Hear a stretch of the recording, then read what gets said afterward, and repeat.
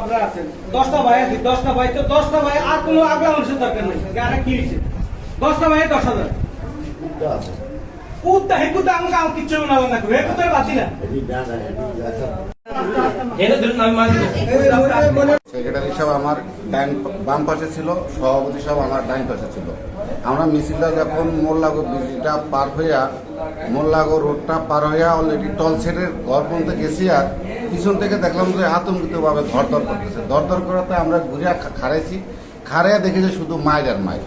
তখন দেখলাম যে জংশনের সুমন, জিয়ায়, রহমান, তারপরে সেলিম, আরো কয়েকজনে আতঙ্কিতভাবে হামলা আমাদের এতে। তারপরে এমন মারা মারছে তাতে আমাকে 7-8 পাশে পড়ে গেছে, অনেক কোলাহল করে গেছে। তাহলে সেক্রেটারি সাহেবের রানের বাড়ির পড়ছে, সেক্রেটারি সব ধরিয়া নিয়ে আমরা এক পাশে আশ্রয় নিছি। এই হচ্ছে মূল ঘটনা। কত একদম 4 পর্যন্ত আছে, আরো 7-8 জন আসতেছে, কত আছে। মাইনুদ্দিন নামে একজনের মাথা এমন ভাবে ফাইটে গেছে, ওকে সিটি স্ক্যানের জন্য পাঠানো হয়েছে। ওর অবস্থা খুবই গুরুতর। হ্যাঁ, 8-10টা সিলাই লাগছে ওর এই অবস্থায়।